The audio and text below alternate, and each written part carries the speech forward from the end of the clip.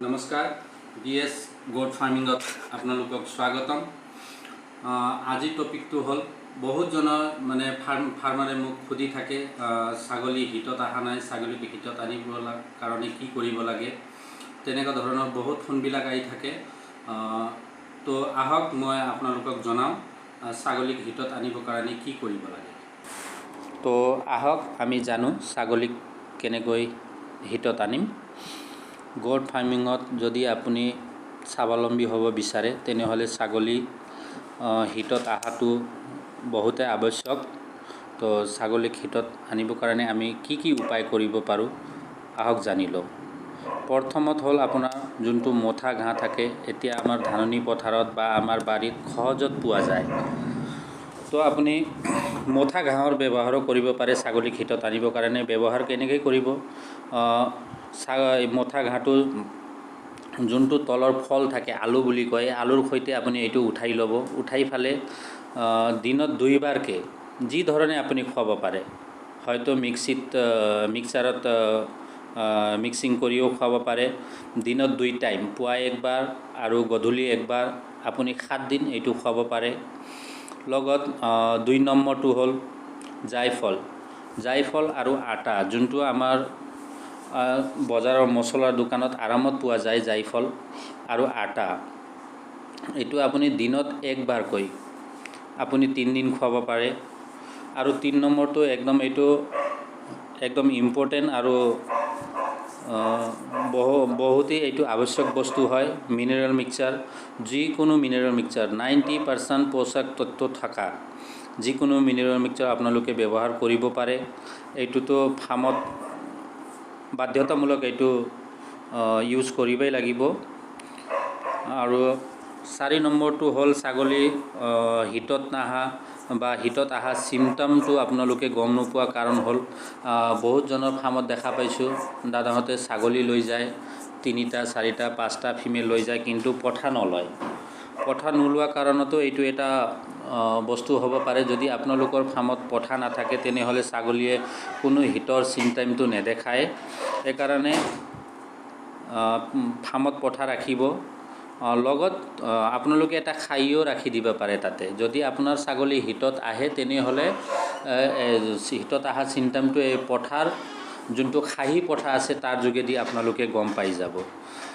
তো ছাগলী হিতত নাহা আৰু এটাও মেইন কাৰণ হ'ল ফাৰ্মত যোনটো আমি ফাৰ্মিং কৰোঁতে ফাৰ্মত বন্ধ কৰি ৰাখোঁ ছাগলী, সিহঁতে আমি গছৰ পাত দিওঁ বা আমি চাপৰ দিওঁ বা মাকৈ গুড়ি দিওঁ। এইটো সিহঁতৰ কাৰণে প্ৰটিনৰ কাৰণে যথেষ্ট, কিন্তু আমি এৰাল দিয়া ছাগলীবিলাকত এইটো বেমাৰটো যোনটো হিতত নাহা এইটো বস্তুটো আমি বহুতে কম দেখা পাওঁ। ফাৰ্মত থোৱা ছাগলীবিলাকক আমি হিতত নাহা প্ৰব্লেমটো মই মোৰ ছাগলী ফাৰ্ম কৰা 6 বছৰ হ'ল, 6 বছৰৰ মোৰ অভিজ্ঞতা। ফাৰ্মত থোৱা ছাগলীবিলাকক হিতৰ সমস্যাটো অলপ বেছি হয়। কিয় হয়, এৰাল দিয়া ছাগলীয়ে আপোনালোকে যেতিয়া জংঘলত এৰি দিয়ে তেতিয়া আপোনাৰ বিভিন্ন ধৰণৰ জংঘল ঘাঁহ বন খাই ফেলে সিহঁতে যোনটো হাৰমনৰ কমি থাকে এইটো দূৰ হয়। কিন্তু আমাৰ ফাৰ্মত আমি 2টা 3টা গছৰ পাতবিলাকহে দিওঁ।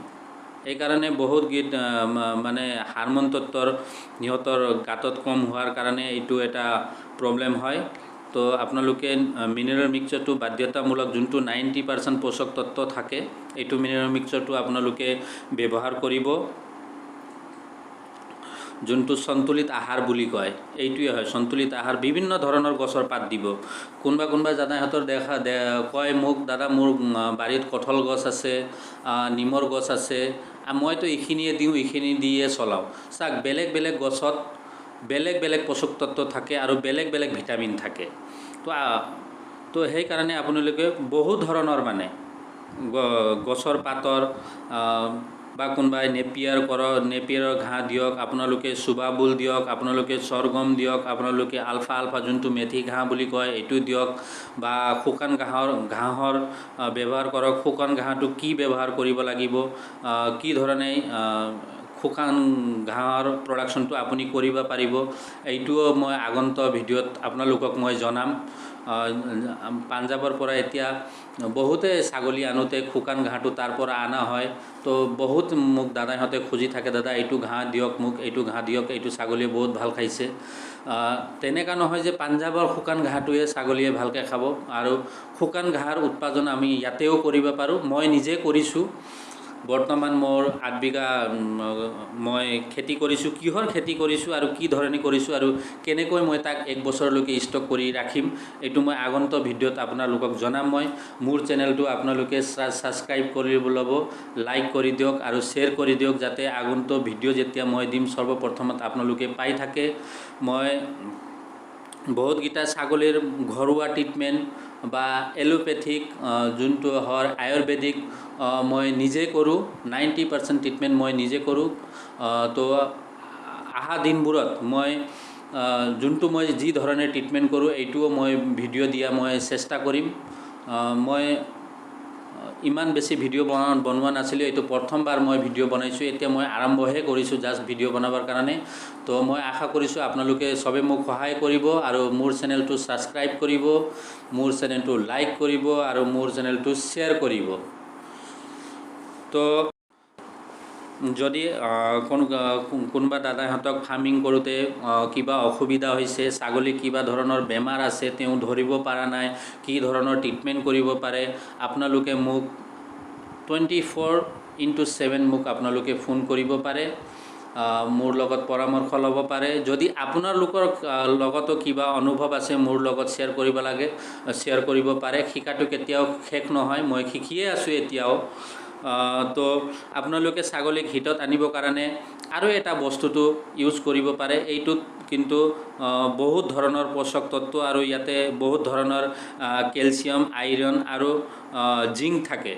তো এইটো হ'ল যোনটো সজনা। আমি যোনটো সজনা আমি ঘৰত খাওঁ, ঘৰত ব্যৱহাৰ কৰোঁ। আপোনালোকে সজনাৰ পাতো দিব পাৰে। যোনটো ছাগলীক হিটত অহা নাই, এইটো ছাগলীক আপুনি সজনাৰ পাতো দিব পাৰে। ইয়াতে আইৰণো পোৱা যায় আৰু ইয়াতে জিংকো পোৱা যায়, এইটোত আপোনাৰ কেলছিয়ামো পোৱা যায়। তো আপুনি সজনাৰ গছটো বেছি নহ'লেও 2-এটা হ'লেও আমাৰ মোটামুটি চবৰ ঘৰতে এইটো পোৱা যায়। আপুনি এইটোও ব্যৱহাৰ কৰিব পাৰে বা ঘাঁহৰ কাৰণে আপুনি এইটো খেতিও কৰিব পাৰে, যোনটো মৰিংগা বুলি কয়। আপোনালোকে এইটোও খেতি কৰিব পাৰে। তো এই ধৰণে আপোনালোকে ফাৰ্মিংটো কৰি যাওক আৰু নিজৰ ফাৰ্মত অলপ গুৰুত্ব দিয়ক। তো আজিৰ কাৰণে ইমানেই। যিহেতু প্ৰথমবাৰৰ কাৰণে মই ভিডিঅ'ত আহিছোঁ, প্ৰথমবাৰ মই ভিডিঅ' বনাইছোঁ, হয়তো বহুত ভুলো হ'ব পাৰে, ইয়াৰ কাৰণে মোক ক্ষমা কৰি দিব। লগতে আপোনালোকৰ কিবা অসুবিধা হয় ফাৰ্মিং লাইনত, তেনেহ'লে আপোনালোকে মোৰ লগত যোগাযোগ কৰিব পাৰে। যদি আপোনালোকক ছাগলী লাগে, বিটেল, বাবৰি, গুজৰি, চিৰহি, বড়ো যদি আপোনালোকক লাগে মই তাৰো ব্যৱস্থা কৰাই দিব পাৰোঁ। বৰ্তমান মোৰ ফাৰ্মত 40টামান ছাগলী আছেই। তো আপোনালোকক আৰু একবাৰ ধন্যবাদ জনাই মোৰ ভিডিঅ'টো ইয়াতে শেষ কৰিব গৈ আছোঁ মই। আপোনালোকে মোৰ ভিডিঅ'টো শ্বেয়াৰ কৰি দিব, লাইক কৰি দিব আৰু ছাবস্ক্ৰাইব কৰি দিব। ধন্যবাদ।